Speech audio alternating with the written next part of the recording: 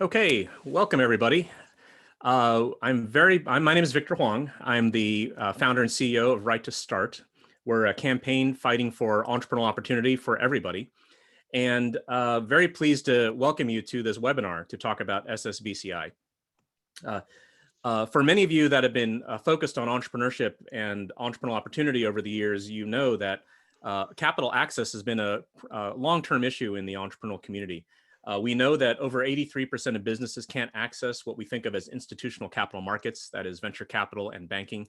And we've always said for years, wouldn't it be great if there was an opportunity to really change that trajectory, to really open up capital access so more entrepreneurs could participate?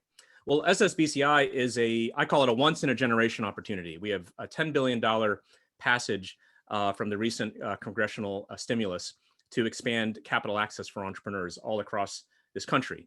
And we're very fortunate today to have some of the best experts in the country on this particular subject. And I'm very honored to be able to be working with our friends at the Center for American Entrepreneurship, and in particular my colleague, John Deary, who I'm going to hand the torch over to right now and let him introduce the rest of this and introduce our guests.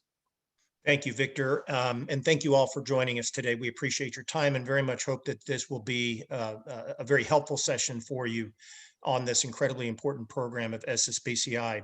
As Victor mentioned, I'm John Deary. I'm the president of the Center for American Entrepreneurship in Washington. CAE is a nonpartisan research policy and advocacy organization whose mission is to work with policymakers in Washington on behalf of America's entrepreneurs and startups. More about us, our mission, our activities and leadership at startupsusa.org. We are very fortunate today, as Victor indicated, to have with us three remarkable guests who know the Ssbci program certainly better than anyone in the country.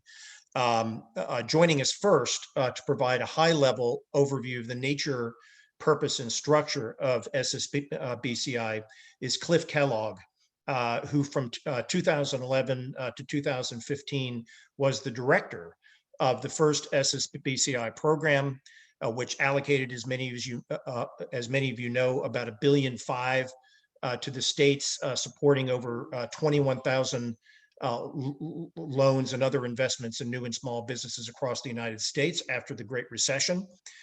From 2015 to 2017, Cliff served as the White House liaison to the city of Detroit during the city's financial crisis, and earlier worked at the National Economic Council and the Treasury Department, developing the New Markets Tax Credit. Following Cliff's remarks, Eric Cromwell and Dan Schmisseur of the firm Cromwell Schmisseur will talk about the federal state funding structure of Ssbci, recommendations for how various stakeholders can engage in the design and implementation of best practices programs with a particular focus on venture capital and guidance for how best to prepare. Cromwell Schmisseur is a consulting firm based in Nashville, Tennessee, focused on capital formation strategies for innovation-based economic development. Eric and Dan formed the firm in 2010 after relaunching the Tennessee Technology Development Corporation, where they served as president and CEO and vice president for strategy, respectively. Most importantly for today's discussion, from 2012 to 2017, Eric and Dan served as technical advisors to the Treasury Department regarding Ssbci, advising the Treasury staff and participating states on program design, marketing, and entrepreneur support services. They also co-authored 3 Treasury reports to Congress on the program, including information and observations on state venture capital programs in February of 2013, best practices from participating states in April of 2014, and the final report to Congress, the evaluative report to Congress, in October of 2016. They have also advised the states of Maryland, Pennsylvania, and New York on their state venture capital programs, and have consulted with nonprofit economic development organizations in a dozen other states around the country. So as you can see, we clearly have the right people on the program today. We're very glad to have you all with us to hear their presentations.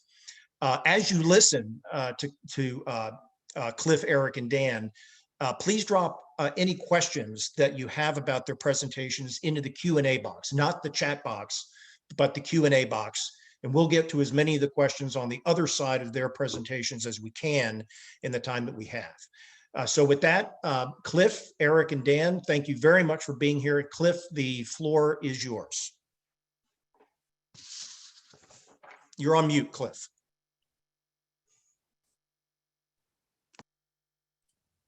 There we go. Are you able to hear me now, John? Thank you for checking me.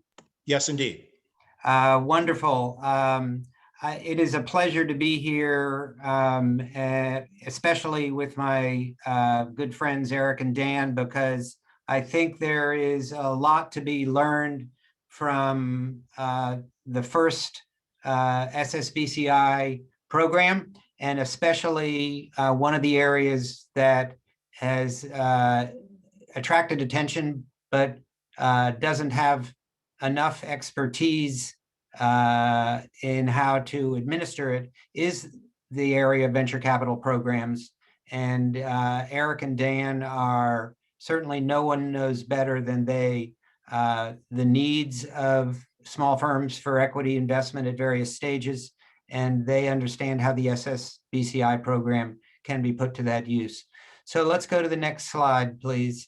I'm going to, I want, first of all, to mention that the resources that are available to you, if you now Google Ssbci, just those letters, you will, the first search result will take you to the new Treasury website on the program, and will include links to the Small Business Jobs Act, which was the original legislation, as well as the new reauthorized Ssbci, which was signed into law on March 11th.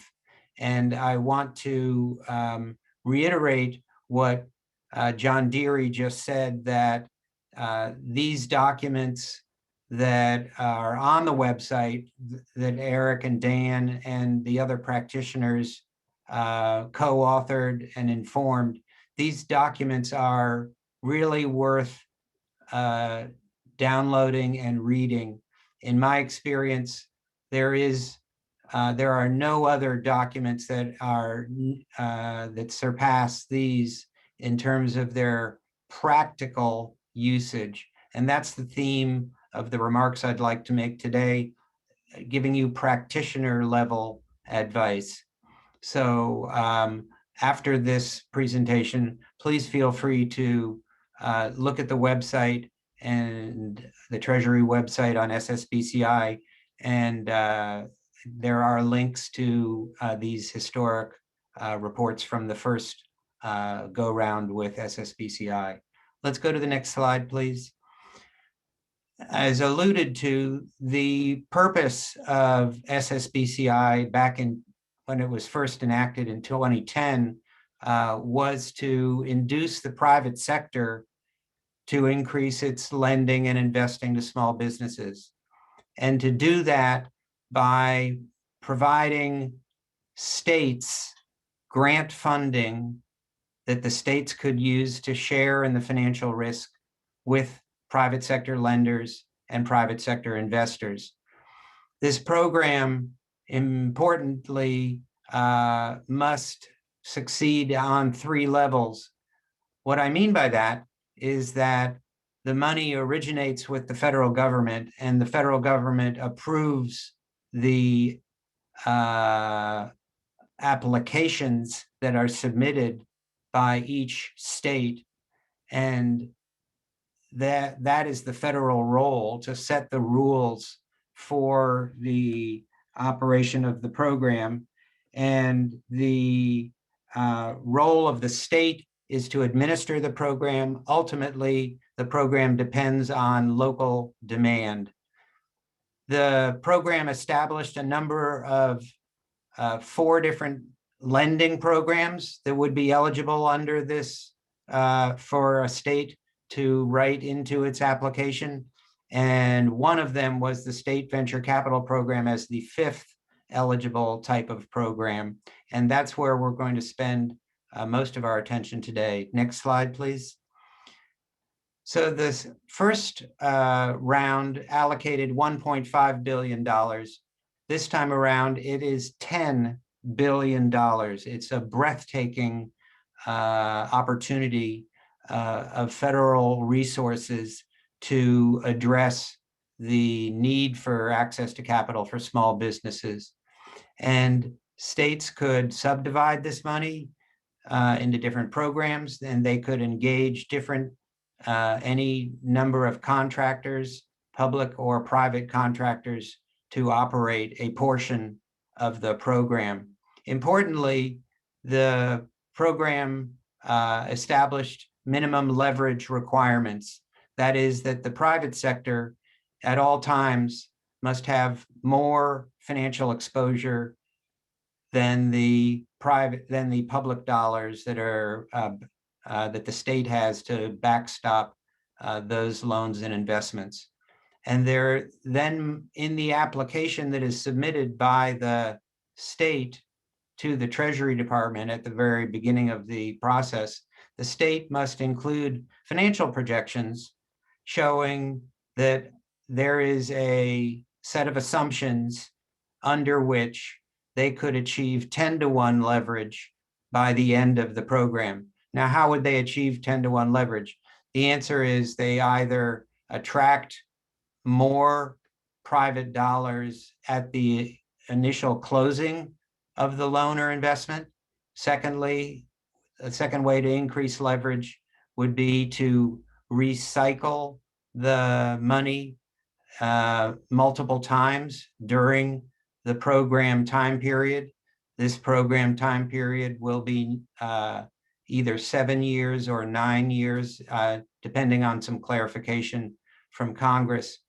But if the way to recycle money would be to invest or lend that money, let's say for 3 years, recover the Ssbci dollars back to the level of the state, and then reissue them in a subsequent loan or investment, that recycling would count as leverage towards the 10-to-1 aspiration. And finally, the way to increase leverage is by attracting subsequent loan or investments into the same business that are subordinate to the Ssbci, are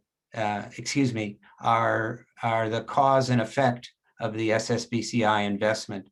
So if we're making equity investments, let's say backed by Ssbci dollars, later in time loans would count towards that leverage goal.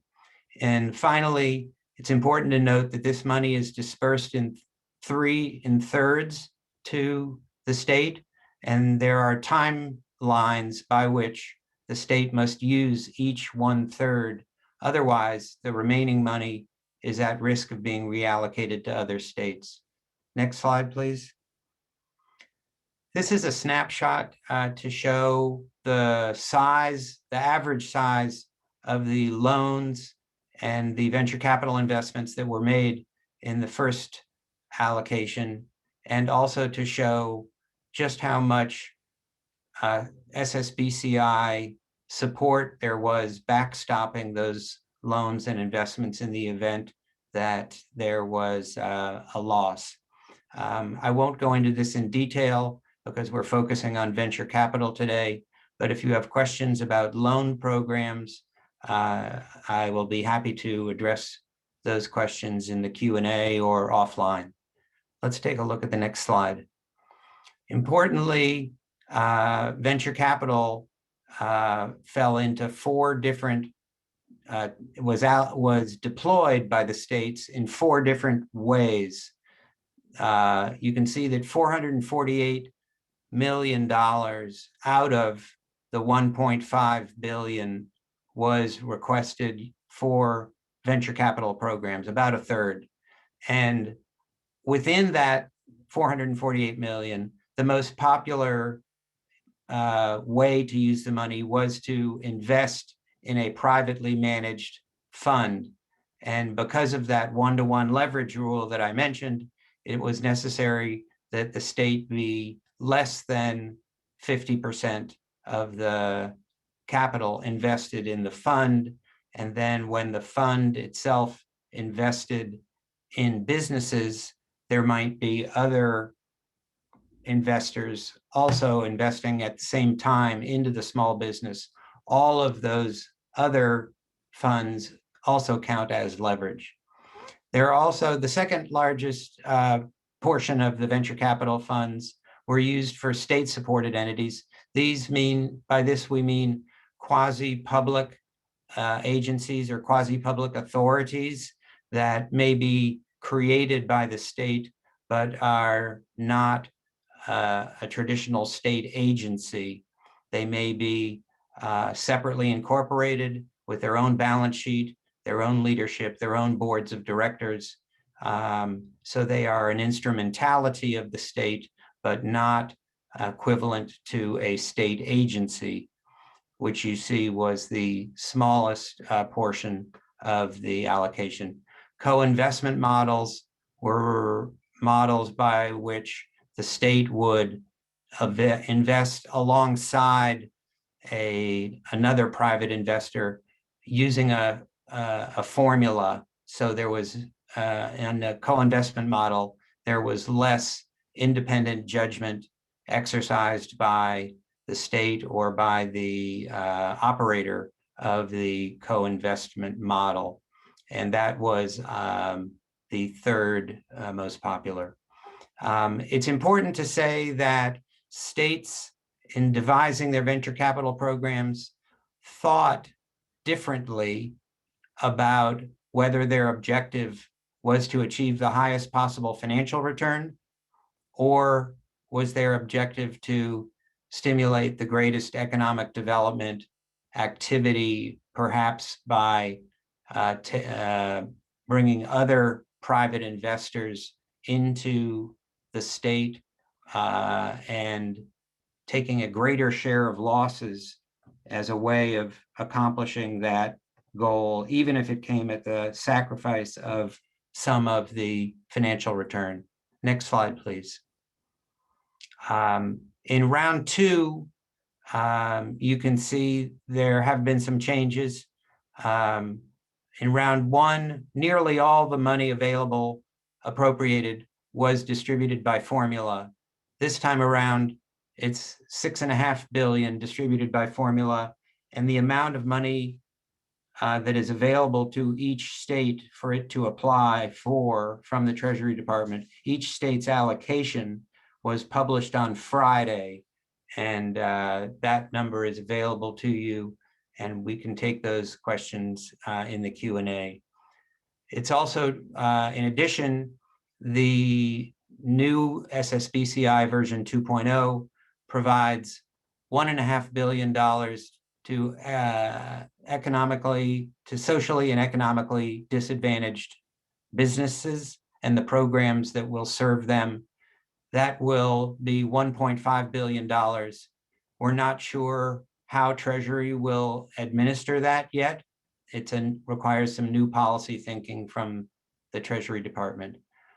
Another $1 billion is held back to be awarded to states that do an especially good job as an incentive. That $1 billion will be available in the second or third disbursement round. And $500 million each is available for tribal governments and for technical assistance. Again, these are all new provisions that were not part of Ssbci 1.0. I don't work for Treasury presently, and so any opinion I offer would be a conjecture, but I have much more confidence in telling you how the $6.5 billion may be used. Next slide, please. I have two more slides just to flag for you the timeline. The law was signed on March 11th, and last Friday, as I mentioned, Treasury announced the amount that's available to each state. States have 30 more days until May 11th, in order to send a simple email to Treasury to say that they intend to apply for their funds, their allocated funds. Sometime before the release of the application forms, Treasury will tell us how they will allocate that 1.5 billion that's available for socially and economically disadvantaged individuals. Treasury would like to release the application forms, so that by the middle of the summer, so that states will have sufficient time to apply. States can apply as soon as the application forms are available, or they could wait until the end of the application period, which would be December 11th of this year. Next slide, which is my last slide. Post approval of the application, a state would sign its allocation agreement and receive its first disbursement. If that state then has any contractors to whom it may wish to work with or sub-allocate a portion of the money, those agreements must be put in place. The program in that state must be live and operational by 90 days after Treasury approves the application. So with that, I'm going to turn it over to Eric, who's going to focus in on the venture capital programs in particular. Take it away, Eric. The floor is yours. Thank you, Cliff. And for anyone who's set up a new program before, it's kind of a certain skill set and responsibility that takes. And Cliff did an exceptional job standing up Ssbci the first time around. And I'm sure the current Treasury team is thankful for the infrastructure that is there to leverage and the infrastructure around the country. So I'm going to dig into a few more details about state venture capital programs, so the audience really kind of knows what we're talking about with the specifics. So what this funding chart shows at the top of the slide is that, as Cliff mentioned, it is a federal transfer program. So think of it as kind of a block grant where the money flows from the Treasury Department down to the states.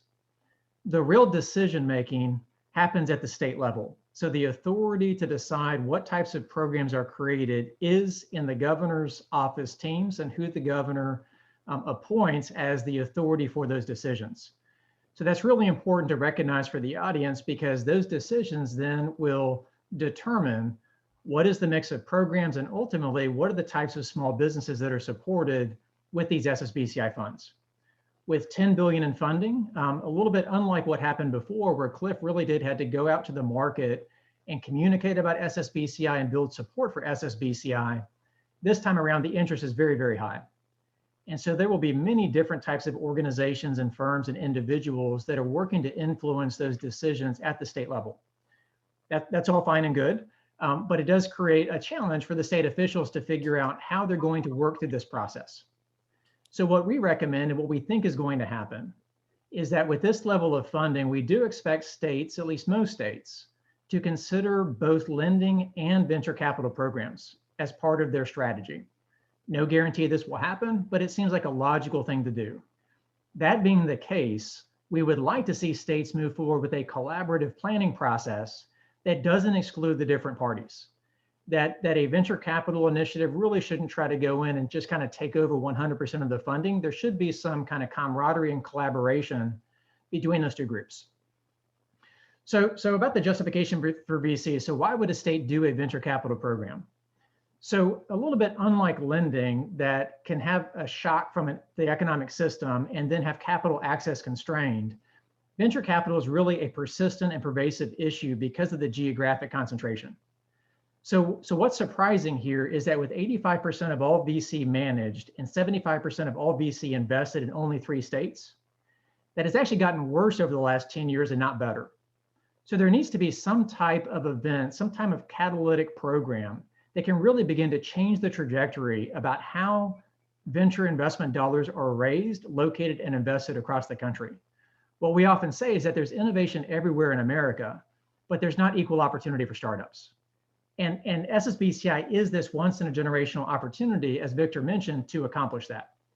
Another reason is when the Treasury Department indicates that there is an expectation of 10-to-1 private capital leverage to public dollars, that really, when you look at the venture capital portfolio in Ssbci, that returned more than 11-to-1 leverage through 2015, which means the full calculation of private capital leverage was even short of what the reality was in time, that states really need a venture capital program in their portfolio, potentially to deliver on those private capital leverage expectations. The final point we would make on why VC is there is a diversity problem and challenge in the venture capital industry. And this is receiving justified awareness, and there's an increased awareness about this opportunity. So all states should be thinking about this.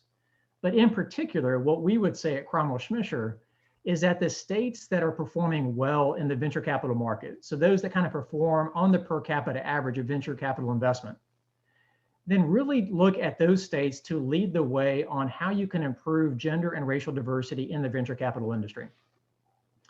A couple points on the type of models, because we get a lot of questions about this, is when someone says a state venture capital program, Cliff gave the high level examples of what this is. I'm going to dig a little bit deeper into what these actually look like. It is not the state government picking winners and losers. So that is one of those most common kind of political pushbacks we receive is, hey, isn't this the government bureaucracy kind of getting into the venture capital game? That is not what's happening. What we tried to do in the Ssbci reports is just kind of break it down into three primary categories. Here I've eliminated the agency category that Cliff mentioned before, because really no state is going down that path. There was kind of one remaining state that did that. They then transferred those funds over into one of these state-supported entities. So really it's these three categories. So privately managed funds in the next category of state-supported entity funds, there's no perfect definition here because really they're all private. But the difference here is that with the privately managed funds, these funds really have no connected interest back to the state government, where oftentimes the venture development organizations and the state-supported entities do have some kind of connection or funding support back to state government. Many of these organizations that are state-supported entities, the marketplace doesn't even know when they do their job right that they have state funding. So organizations like Connecticut Innovations or Jumpstart in Cleveland or Rev1 Ventures in Columbus or the CIT Gap Fund, these types of organizations actually receive state money to deploy. And many times they are the most active investors in those states and regions that are welcomed by the private capital markets because they help de-risk those transactions, those companies, those startups, and then lead to those future financing events. The third category is the co-investment fund, which often removes that subjective decision-making process, which can call into question, are you really finding the best possible deals to support with these dollars? I'm just going to jump into a couple of these examples. No program is perfect, but a couple of these stand out as really doing something interesting in the original Ssbci portfolio. One is Indiana.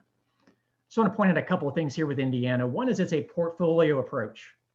So this time around, with the minimum funding allocation for every state being 56 million, there is adequate funding to consider more than one program.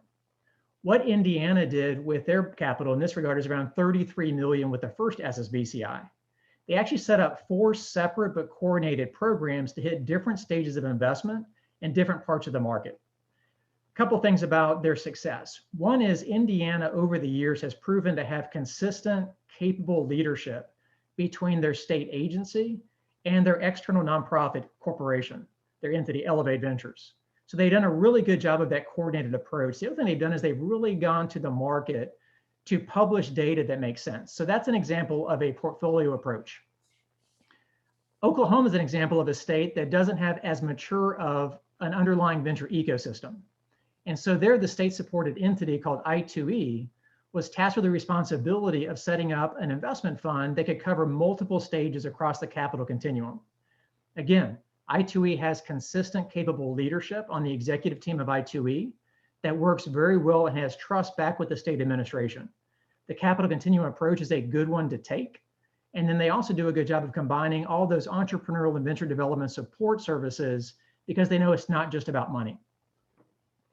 The final one I'll mention, then I want to move to process and then open it up for Q&A so we can get a discussion going, is North Carolina is an example that took a portion of their Ssbci funding allocation and created a relatively small fund of funds. So although at times we do like to see the fund of funds programs be implemented at a larger scale, North Carolina was successful in taking a relatively small amount of money in an organization that had not set up a program like this prior, the North Carolina Rural Center, but designed and executed a program that worked. The caveat here, as I would say, is if you're in a state, you need to be thinking about what existing venture investors are there to enable this particular program strategy. North Carolina is fortunate to have some venture investors that were active in the state and the region that they could turn to make sure this program could and would be successful, and we believe that it was. Real quick on process, and then we'll move to the Q&A section. If there's any slide that stands out, I would emphasize this one as far as my remarks. What we have seen is that the primary critical success factor that can determine if a program really gets traction in the market or not is what the state does initially in determining the capacity for that particular program. By state capacity, we really mean two things. So one is that investment capacity. If a state does not have a realistic understanding about what the local investing environment currently looks like, then it is not possible to design the strategy that can meet the local market conditions. So step one for every state needs to be an understanding down to the details of what number of venture capital investors exist, the angel investors, the family offices, firms from throughout the region that are investing in the state. All those things are extremely important to designing the right strategy. So that's the investment capacity.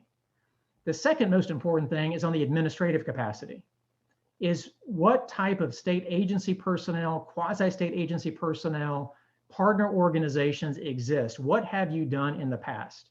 History is very informative for these types of initiatives to really dig into what worked and what didn't in a candid way. Review the information, know what you have before you design the program strategy. The second thing we would point out on the process side that states should be thinking about is go ahead and map out your objectives. You have to have the private capital leverage because that is a requirement of the Treasury Department. But many times the state leadership will want to see other things happen. Are you trying to support a particular industry sector? Are you trying to encourage more technology transfer out of your academic institutions or a federal laboratory? Are you looking to anchor and establish new funds being formed in your region? All these things then lead to different strategic decisions on what you would want to do. Do you want to put more of a diversity lens on how you allocate this money? Think about the objectives and then match up the right strategy to do that with. The final thing I would say here is kind of an understanding about how these programs work is that we have seen some states and the programs get into trouble a little bit because there was a misunderstanding about how venture investment works, about when returns come in. And so what we all know is that in venture investing, you have losses before successes. And in a political environment, that can be a real challenge. So communicate proactively to make sure that's not a challenge for you. Final thing I'll say is governance and controls really do matter. And in part, Treasury is going to be looking and requiring for states to have certain policies in place to make sure that the programs don't get in trouble downstream. It's a very subjective process. What happens in many states is you have a limited number of investors that want to be involved, but you can't be involved in having authority over making decisions with this type of federal money versus what you can do with your own private dollars. So adopt the best practices. Look at the conflicts of interest policy that was used under Treasury Ssbci 1.0. Align all of those things to make sure that throughout, whether it's your state agency or your administrating partner or a private investor, everyone understands what your policies are so you can mitigate that kind of compliance risk. So I know that was a lot to kind of throw at and go through. If we didn't say so before, we'd be happy to make these slides available to everyone. But I'll turn it over to Victor to lead us through some questions and see what the audience has to say, and we can kind of talk through our own. Thanks, Eric and Cliff. That was really deep, thoughtful, informed background around Ssbci. A number of questions have been popping up. I think the Q&A only the panelists can see, but we can pick some of the questions from here and then we can go into the answers for those.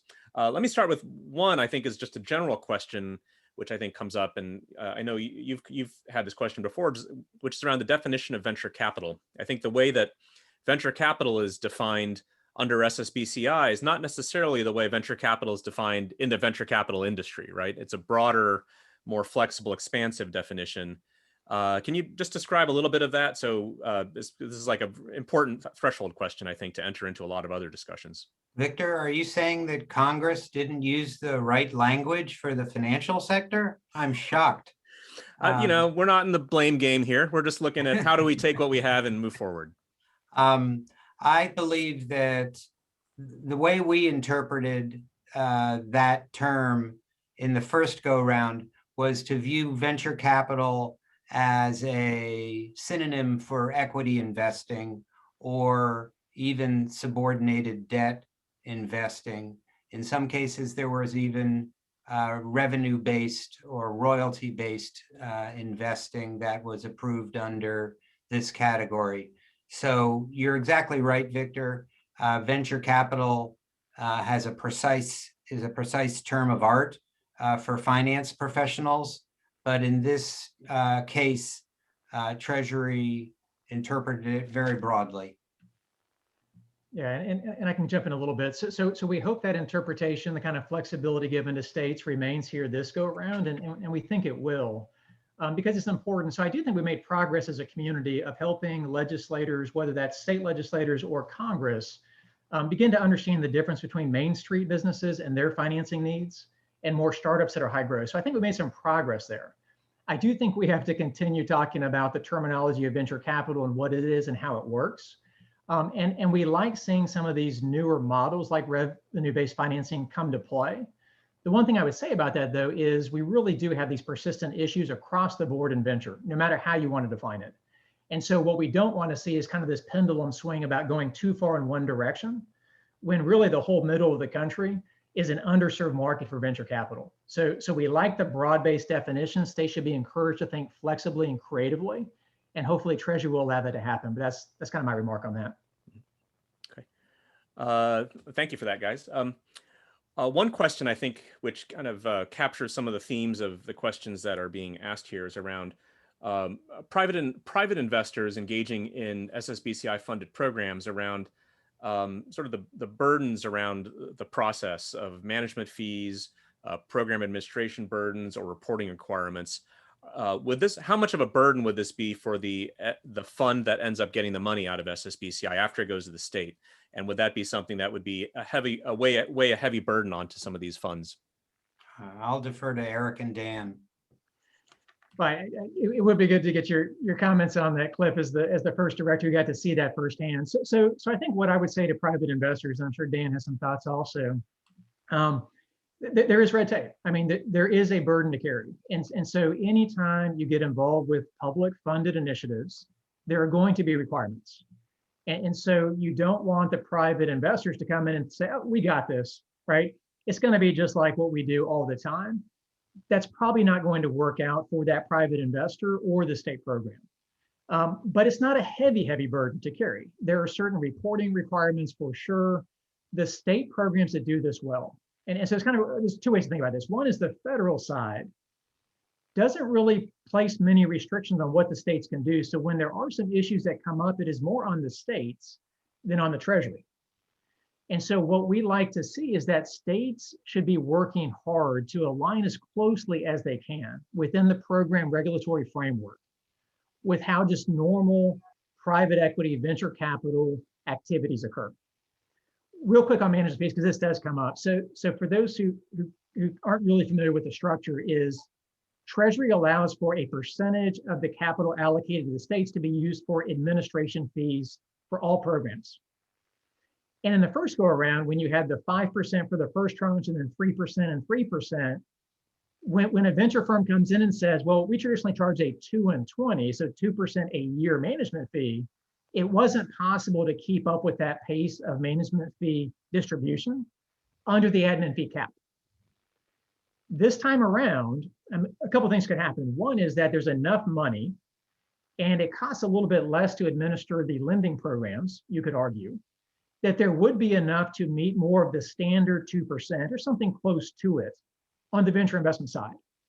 Another argument that could be made is to request to Treasury some leniency on what is considered an admin fee and what's not, to see how maybe there's some flexibility that could be built into that process. So are there burdens? Yes. Is it worthwhile to participate? We would say absolutely so. It's all things they can figure out, but Dan may have some other comments on that as well. No, Eric, I think you covered everything. I think at the end of the day, many very successful venture firms participated in the first round, and I think they were glad they did. I think one of the questions I think that kind of flows out of that is as Treasury is evolving its own guidance on this, there's sort of the Treasury level and there's state level. How can people provide input to Treasury? I'm sure Treasury is getting overwhelmed right now with input and hearing from all the different states. But if there's, how do we make sure that people who have insights about, ways to do this effectively at the state and local level can get their thoughts heard at the Treasury level? Treasury is very receptive to receiving letters and emails to the program. And so that would be one way, Victor. There could be either individual letters, or if your organization and John Deary's organization wanted to compose a letter and have it as a sign-on letter, that would also be another way to communicate. The Treasury Department is, to say they're stretched would be an understatement because of how many new programs were part of what the president signed in the economic recovery plan.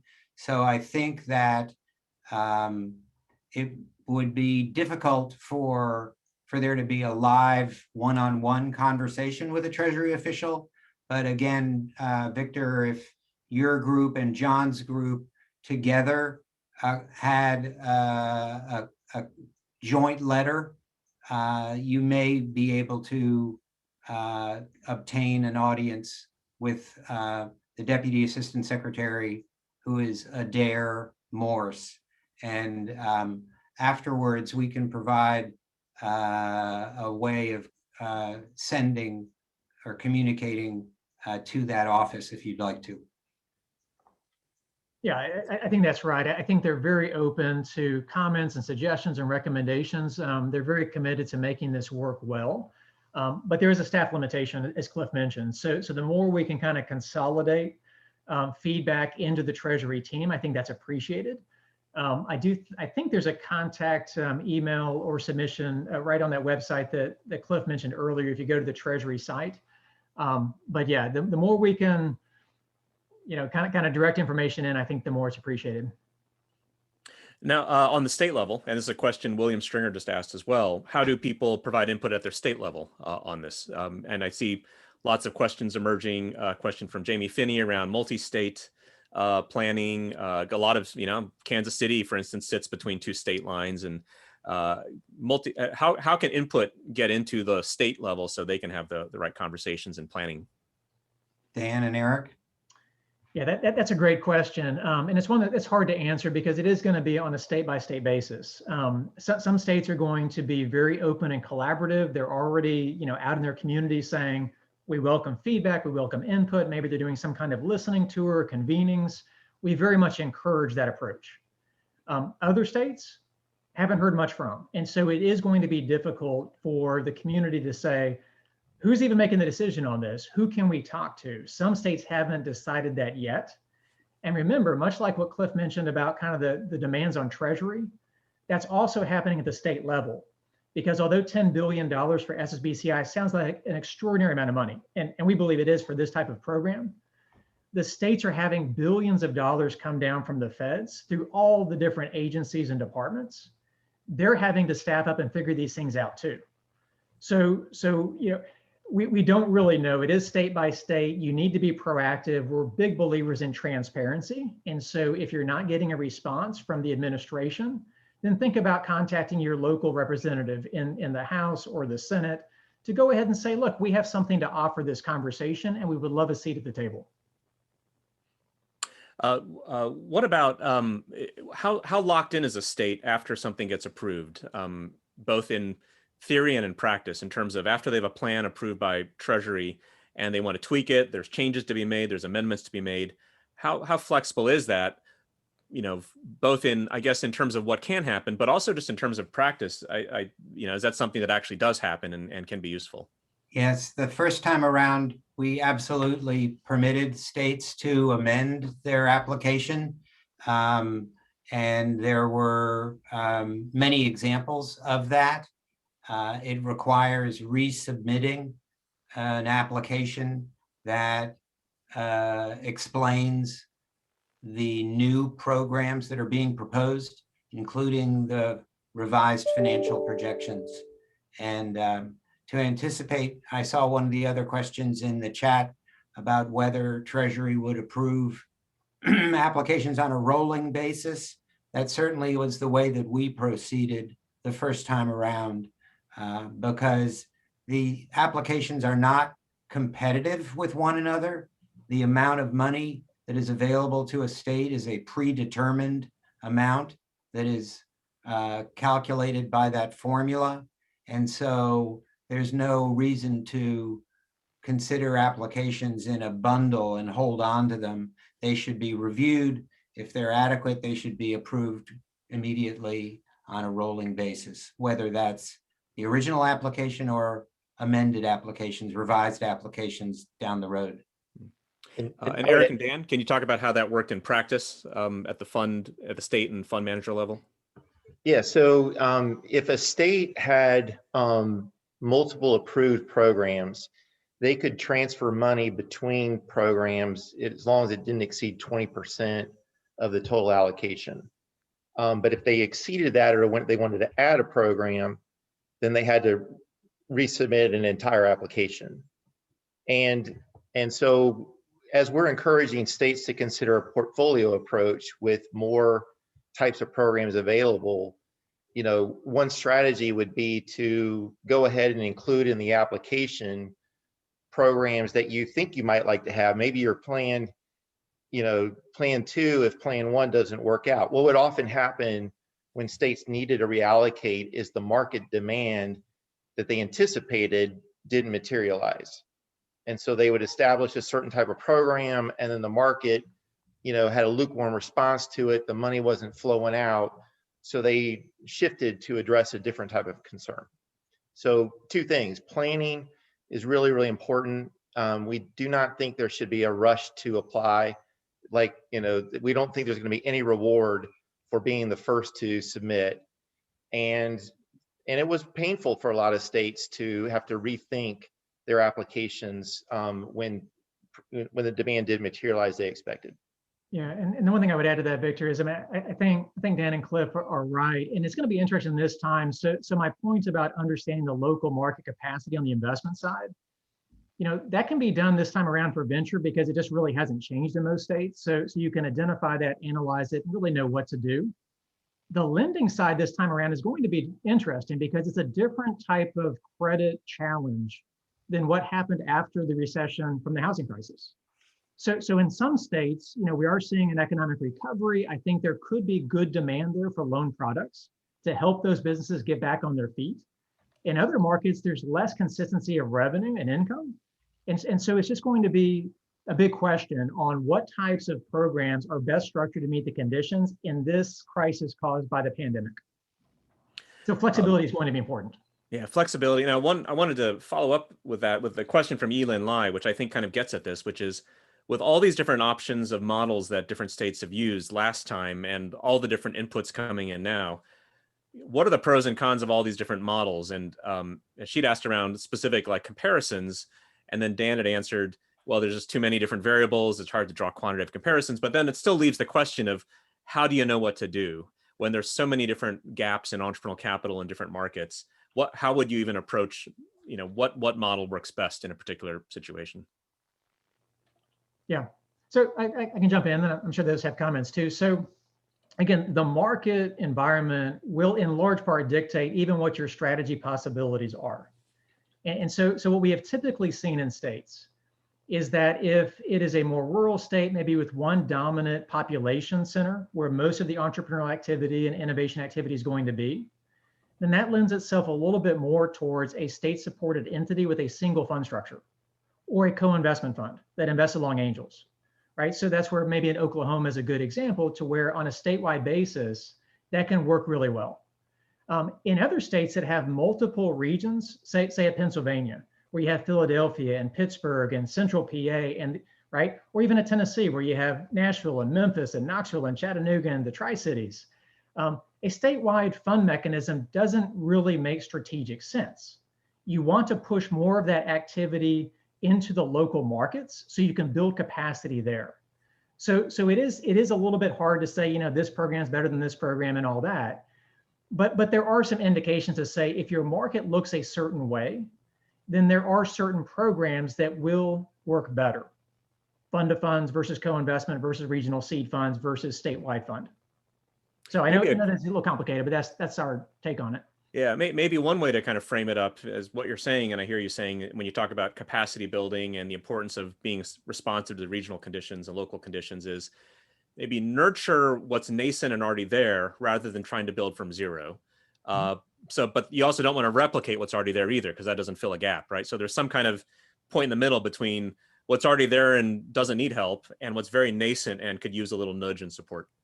That's right. And if I can kind of link that to something you kind of mentioned, I think maybe you said Jamie Finney was someone who brought this up, but we do get a lot of questions about the regional nature, or at least a regional possibility of the capital flows in Ssbci. And there was a bit of misunderstanding with the original program that people many times thought that Treasury restricted the flow of capital from a state program outside those state boundaries. That's actually not what was happening. It was typically the state that put up some kind of state boundary to say, hey, it's our money, it's an economic development program, we're going to invest that locally. This time around, again, because of the scale of the investment the states are receiving, we would very much encourage some states to consider regional approaches to capital deployment. And yes, we fully understand the states want to get as much of that capital into their state, but part of that burden and responsibility is on them to build up their ecosystems. The other side is they do benefit when there are more regional investors, not just in their state, but in the region. So some of the more rural markets, or even a market like Colorado and Utah together, potentially could say, what if we could deploy capital regionally or do some of these things? Wouldn't we still receive benefit? So we would like to see more thinking about that this time than we saw in the original Ssbci. I like that. Think, yeah, Dan. Or Cliff? Just real quick, I think there are a lot of environmental differences this time from last time. And we've seen in the last 5 or 6 years a real emergence of micro VC strategies. There's a lot more fund creation, firm creation. There's a need to create more diversity in venture capital firms. And so from our perspective, and having been in economic development side of venture for a long time, there's nothing more impactful than a VC firm getting its start boosted by this type of economic development program, proving its success in investing and returning profits to investors, and then going on to raise much larger funds and being completely private sector supported. That's the economic development home run.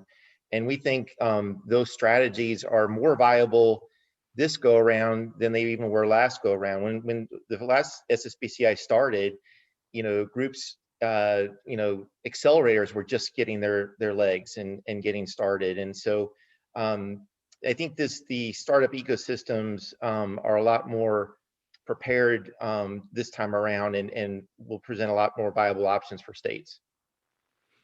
I think in that vein, we've got questions, actually related questions. Cassidy Resnick is asking around resources and expertise to help states plan. Jamie Finney was asking around essentially service providers that help funds. Basically, people are looking for help on how to follow up on this. And Dan said, happy to help. But I guess generally speaking, who's there to help states and fund managers navigate this stuff?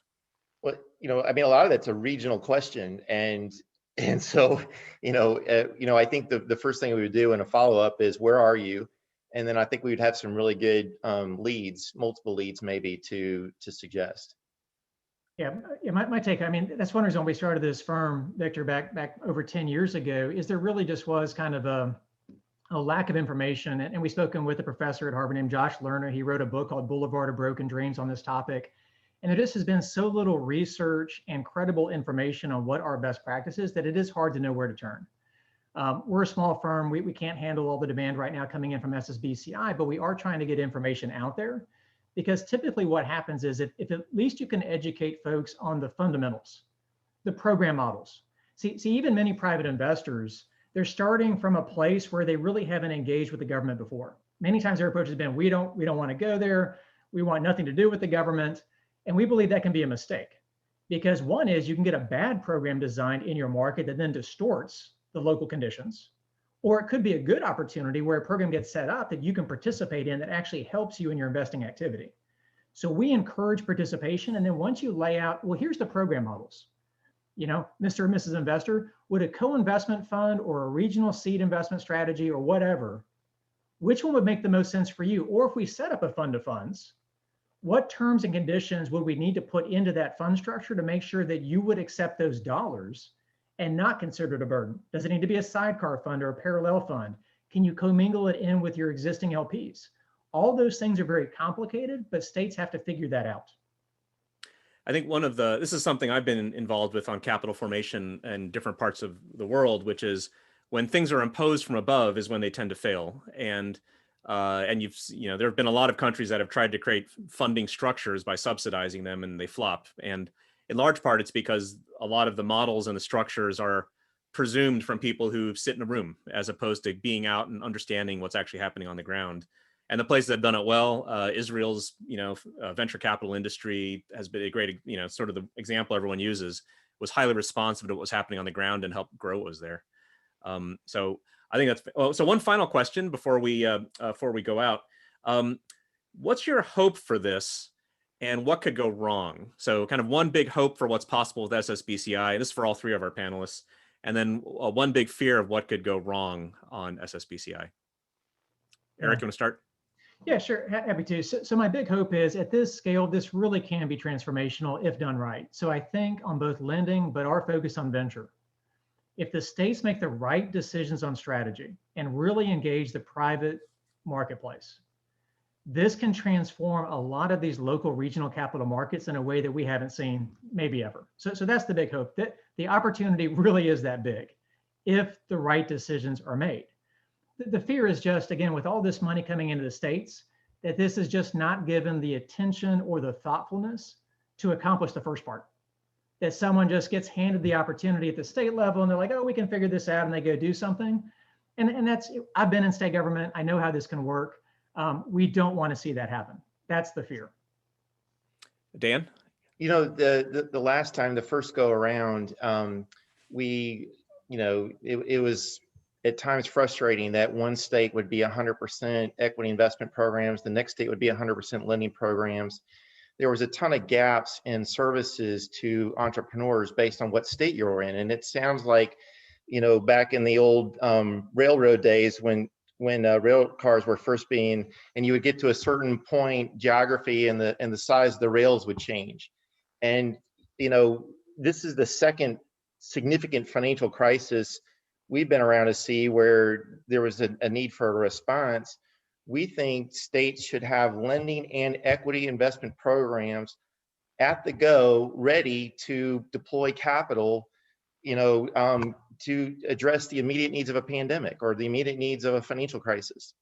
And so our hope is that this time there's this much capital available that almost every state, if not every state, will do both lending and equity investment programs, focus on making them sustainable so that, if there were ever a need again, that they could deploy capital within weeks and not need to wait for an application period that's going to take months to get these programs set up.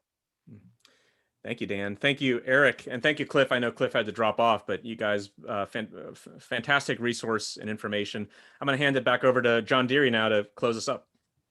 Thank you, Victor, and thank you, Eric, Dan, Cliff. We're certainly hoping for that transformational outcome and really appreciate your unique expertise, background, insights. Thanks to everybody for participating, for great discussion, great questions. We hope it was informative and useful. Toward that end, please note that our second Ssbci webinar is scheduled for next Tuesday, same time, 2 p.m. Eastern Standard Time.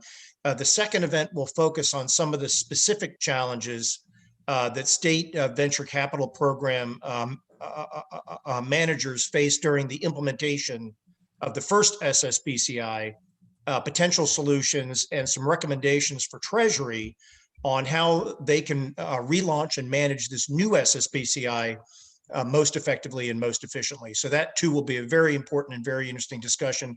Please join us. If you haven't signed up already, the link should be in the chat. I think that Kevin is planning to drop it in the chat. Join us then Tuesday of next week, the 20th of April at 2 p.m. Thanks again to our panel. Thanks to all of you for joining us. Have a great day. Thank you. Thanks, John. Thanks, Victor.